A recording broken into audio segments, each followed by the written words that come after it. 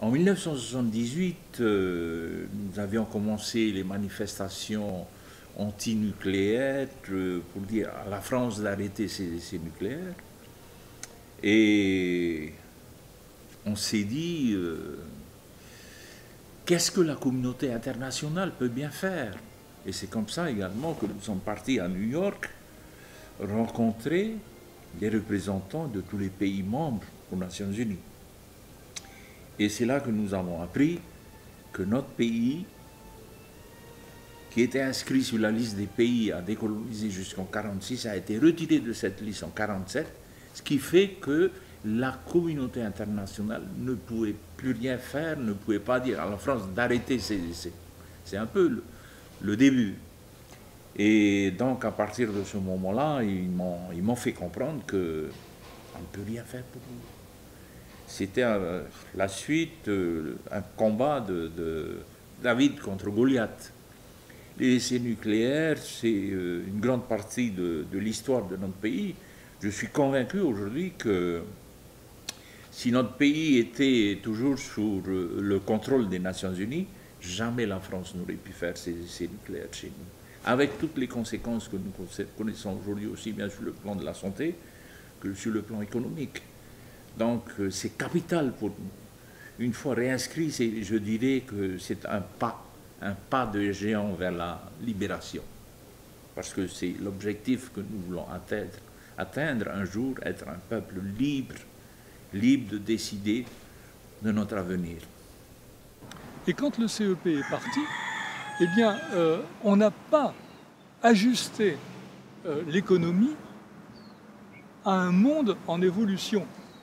C'est-à-dire que la Polynésie vivait dans un monde à part, un peu à l'abri des turbulences mondiales, et notamment de l'économie. Et aujourd'hui, on a hérité donc d'un système qui pouvait fonctionner à l'époque du CEP, mais qui ne peut plus fonctionner dans la globalisation mondiale.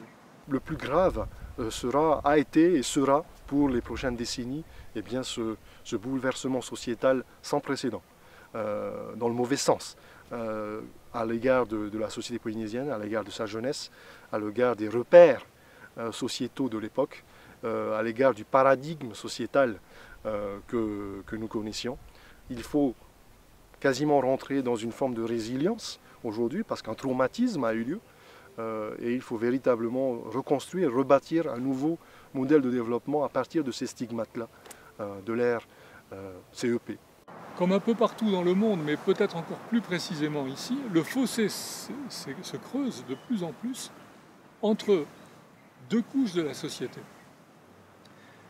Et l'avantage sans doute de la réinscription de la Polynésie sur la liste des pays à décoloniser serait que de façon objective, des experts pourraient montrer ce qui doit être changé. En 2003, lors de la révision de la Constitution de la République française, la notion de peuple d'outre-mer a tout simplement été supprimée de la Constitution pour être remplacée par la notion de population d'outre-mer, sous prétexte d'un souci d'harmonisation linguistique et de vocabulaire. En réalité, la décision a été beaucoup plus symbolique, mais en même temps beaucoup plus impactante. Et je crois que véritablement, on peut encore la placer sous le joug colonial, d'une volonté coloniale finalement de supprimer cette notion de diversité des peuples au sein de la République française pour n'en faire qu'un seul. Il faut savoir donc que l'ensemble des peuples composant l'outre-mer français ne sont plus, depuis 2003, des peuples, donc n'ont plus d'histoire, n'ont plus de culture, n'ont plus de terre au sens populaire du terme, mais en réalité ce ne sont uniquement de démembrement d'une seule et même population française. Donc je crois que véritablement on a encore poussé le Parlement national, l'État, l'appareil d'État a encore poussé le bouchon encore plus loin dans la politique d'assimilation coloniale de l'époque pour même supprimer l'identité même du peuple polynésien, du peuple kanak, du peuple wallisien, du peuple caribéen, Guadeloupe, Martinique, La Réunion et tout ça.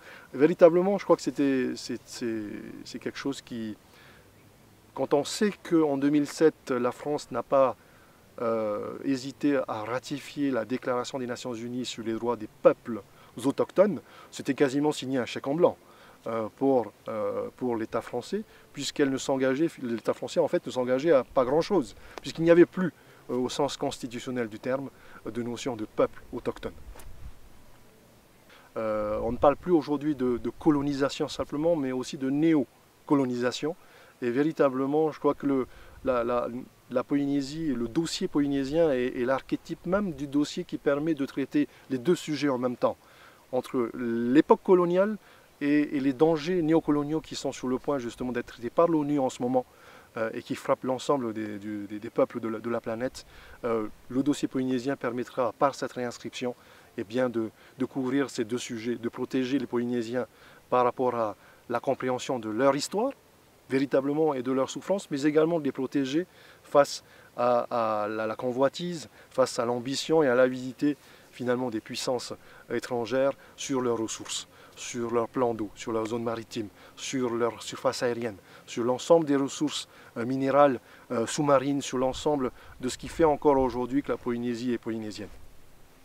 Le passé et le vécu colonial nous donnent ce droit justement de connaître, de bénéficier d'un arbitrage international, celui-là même qui nous a été retiré en 1947. Donc, ce qui est important aujourd'hui, c'est de reconquérir ce droit, c'est de bénéficier d'une sphère, d'un laps de temps suffisamment long, protégé par l'ONU, en relation bilatérale apaisée avec la France, pour permettre à l'électorat polynésien dans son ensemble de gagner en maturité sur les perspectives institutionnelles, de ne pas rester dans ce cordon ombilical, dans ce placenta financier avec Paris, d'exploiter d'autres modèles, d'autres schémas de développement et de coopération dans la zone, et surtout d'adopter de nouveaux paradigmes sociétaux conformes à sa propre identité pour enfin choisir la solution institutionnelle définitive en tout état de cause. Que ce soit l'indépendance, soit l'association avec la France, soit l'intégration au sein de la France. Je lance donc un appel aux représentants de tous les pays membres des Nations Unies de bien vouloir soutenir notre pétition. Elle ne date pas d'aujourd'hui d'ailleurs. 78, nous sommes aujourd'hui en 2012, ça fait plus d'une trentaine d'années que nous essayons, au travers du Forum du Pacifique, qui a bien soutenu la pétition du FLNKS pour la réinscription de la Nouvelle-Calédonie. Il reste la Polynésie. Et donc, c'est un appel que je lance à la communauté internationale, aux représentants de tous les pays membres des Nations Unies, de bien vouloir soutenir. Il s'agit de soutenir notre pétition, il s'agit de l'avenir de tout un peuple, du peuple maori.